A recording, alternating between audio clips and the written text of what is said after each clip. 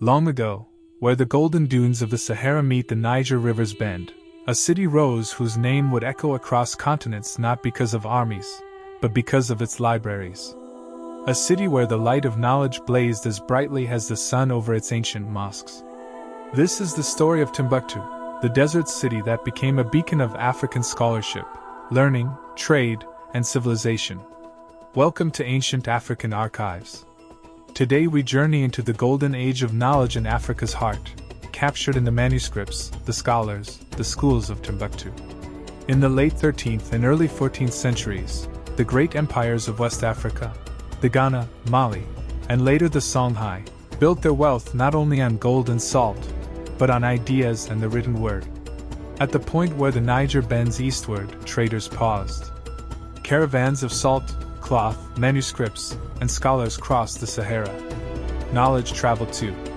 Timbuktu lay at the crossroads, the desert's edge and the river's embrace, becoming a hub of commerce and culture. In this African city, there were schools and mosques, libraries and debates. The idea that Africa lacked learning was challenged daily here. Among its scholars were jurists, poets, astronomers, linguists. As one chronicler put it, in those days, Timbuktu did not have its equal for the solidarity of its institutions. The scholars of this period were the most respected among the believers. The truth, the desert was no barrier to knowledge, it was an amplifier. The sun baked parchments, caravans carried books, and the libraries of Timbuktu grew. The growth of Timbuktu's intellectual life was seeded by the great mosques: Jingareba Mosque, built 1325, Sankoré Mosque, and Sidi Yahya Mosque. These were more than places of worship. They were universities, libraries, forums of debate. At Sankoré, scholars taught Arabic grammar, logic, mathematics, astronomy, and African students and scholars journeyed in from across the region. The manuscript trade flourished. Titles came from far-off lands: Moorish poetry, legal treatises, Quranic commentaries, works on medicine, botany, philosophy. In turn, local scholars produced their own works, building on and challenging earlier ideas. One important tradition, the Sinhaja Scholars of Timbuktu, a group of scholars centered at Sankoré, whose reputation for teaching and writing stretched across the Sahara. Among them was Ahmad Baba, 1523 to 1593, a scholar and grammarian who taught at Sankoré and became a judge in Timbuktu. And Ahmad Baba al-Timbukti, 1556 to 1627, known across the Islamic world, authored dozens of books, served as teacher and jurist, and challenged misconceptions of Africa's place in knowledge. Why did Timbuktu scholars produce so many manuscripts? Because learning, writing, copying were seen as acts of freedom, of legacy, of generational wealth. Manuscripts weren't just imported and stacked, they were integrated into society. Libraries of scholars, private collections of merchants, institutional archives of mosques. There were estimated hundreds of thousands of manuscripts preserved in Timbuktu's region. The variety of subject matter is striking: law, theology, grammar, logic, mathematics, astronomy, medicine, ethics, even poetry and metaphysics. In the heart of West Africa, desert scholars engaged with the sciences of the world. Trade and scholarship intertwined. Caravans brought books, and books drew students. Timbuktu sat where the Sahara's salt caravans met the Niger River's trade. In this sense, Timbuktu's learning was dynamic, not static relics of tradition, but living knowledge systems. As one observer writes, "Books gave birth to new books." This is a key point. African scholarship was not just borrowing, it was creating, innovating, preserving. In the logic of thinkers like Diop and Clark, Africa was an origin and a source, not a passive recipient. Let's meet some of the figures. Ahmad Baba. At his library he held more than thousands of manuscripts.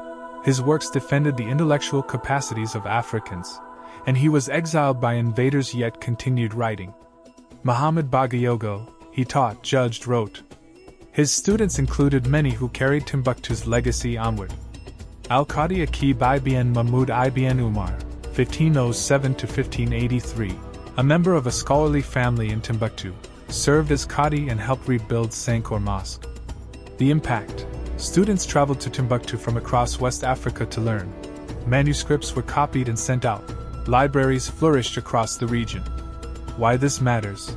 In the broader narrative of African scholarship, Timbuktu challenges the idea that Africa was without writing, without universities, without learned men and women. It asserts African intellectual sovereignty.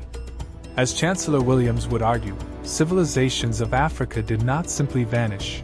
Their halls of learning were real. As John Henrik Clarke insisted, knowledge from Africa shaped the world, not just Western civilization.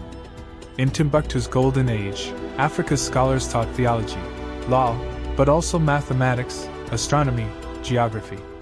They aligned the stars, studied nature, engaged ethical questions of society. This is a legacy of pride for the continent and beyond. The story isn't one of unbroken triumph. From the late 16th century into the 17th, Timbuktu faced military invasions, shifting trade routes, political disruption. The Moroccan invasion of 1591 dealt a heavy blow. Libraries were looted, scholars exiled, manuscripts removed. But notice what endures. The knowledge itself remained hidden, preserved in private collections, passed down generations. During the modern era, Timbuktu's manuscripts again faced destruction during conflict in 2012. But heroes emerged who smuggled manuscripts out and saved them. What does Timbuktu's legacy mean for us today? First, Africa was and is a source of civilization, learning, and creativity. The manuscripts of Timbuktu are evidence of that. Second, knowledge matters. The African scholar tradition was not about memorization alone, it was about debate, critique, innovation. By reclaiming that tradition, we reclaim African identity and dignity. Third, the story challenges global narratives. Instead of Africa waiting for knowledge, Africa produced knowledge, sustained learning, and built intellectual empires. This is the kind of framing African scholars like Diop, Williams, and Clarke championed. Fourth, for you, the viewer, there are lives to continue, lessons to learn. The desert that once carried gold dust also carried manuscripts. What will you carry from your generation? In Timbuktu we see that even in places harsh and remote, knowledge flourished. The library of a scholar in the desert may teach as much as the university in a metropolis. And so, the flame of African scholarship, lit centuries ago in Timbuktu, still shines. It invites us to read, to learn, to build. Thank you for traveling with us through Africa's golden age of knowledge. If you believe that the story of Africa's past is not one of absence but of presence, of creation, of greatness, then join us on Ancient African Archives. Subscribe, share, and turn on notifications to dive deeper into the hidden kingdoms, libraries, and legacies of the continent. Until next time, may the legacy of the scholars of Timbuktu guide us forward.